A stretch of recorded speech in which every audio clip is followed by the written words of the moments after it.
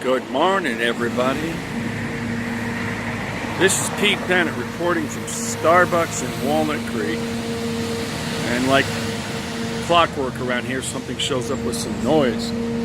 And I'm standing at the corner of Locust Street and Mount Diablo Boulevard, and I'm going to turn around so you can see that sign back there.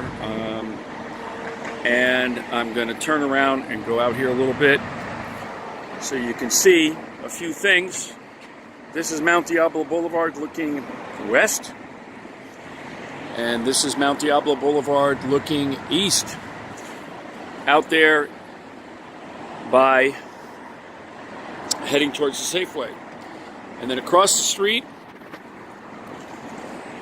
you're not going to believe it. I don't want to get hit and killed, but there was a shooting here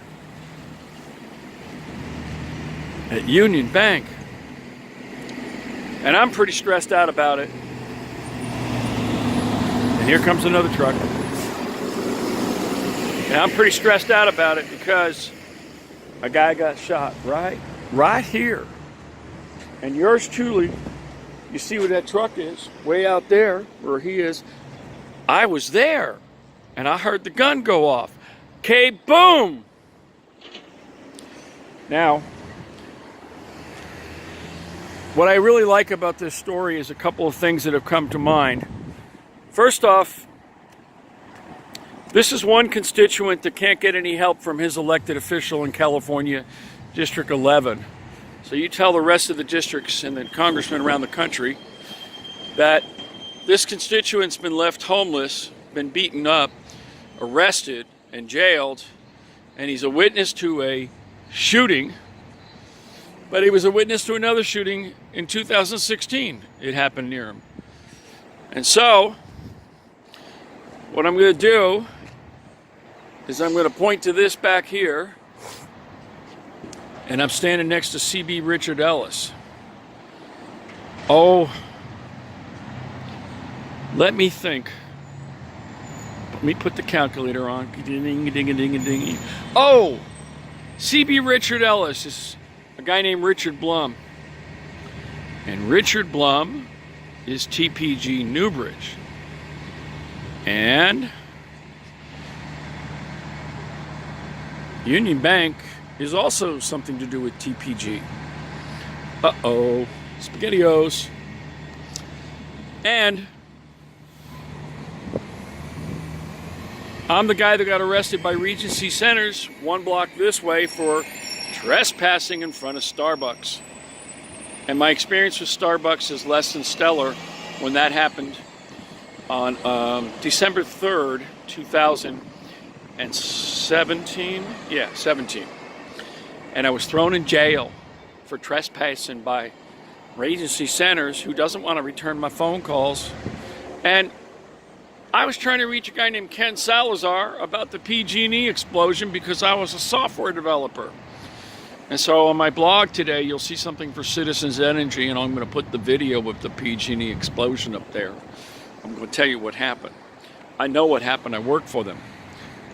There's going to be some big arrest over there coming soon.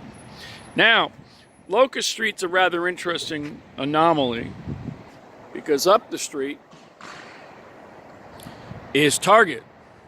Now, Starbucks has a partnership with Target. They're putting in a nice Starbucks up there. Now, they treat me pretty good up there now, but they didn't for a while. I got threatened by the guards, and I wrote letters to Brian Cornell, and, they got back to me and said, hey, we really want to help you, but, tough luck. Now, on the other side of these buildings is another Starbucks on Duncan and North Main Street. And I'm going to make some points in this video because it's going to go to some people at the very upper level of Starbucks.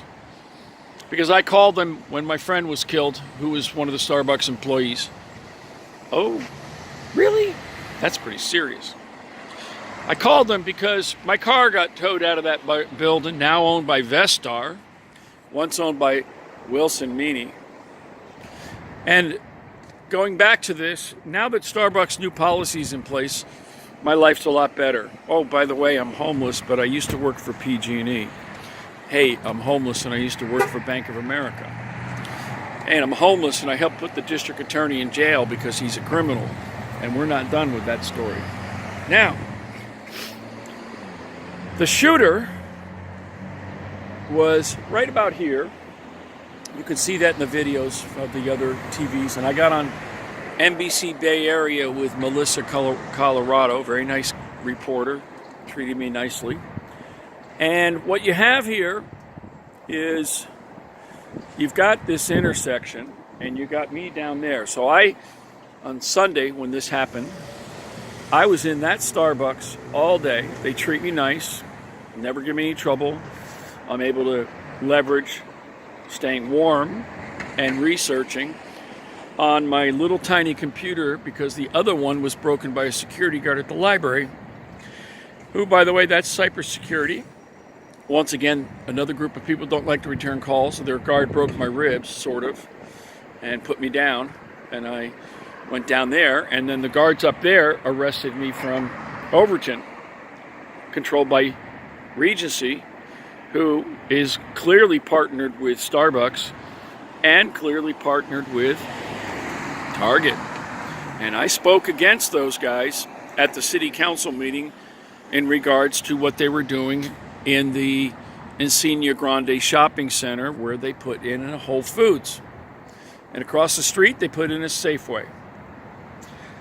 And I used to build cabinets for Safeway, and when I sued Southern Pacific in 1987, first thing that happened is I lost a huge contract with Safeway. I suspect it would have been worth at least $10 million to me. And then my business was under attack. Well, I didn't know it, but Steve Bird used to work with Safeway, used to work at Southern Pacific, and that's who I sued. And it was Bennett versus Southern Pacific, Contra Costa County, 1987. And then by 1990, my business was in a shambles. And that's it. I lost the business, and I lost millions in business. Oh, I forgot to tell you. Somebody rigged a shaper and blew off part of my hand. So I was maimed, too. Now, Safeway fired me. And I didn't know for 30 years how it was connected to Southern Pacific. Then I discovered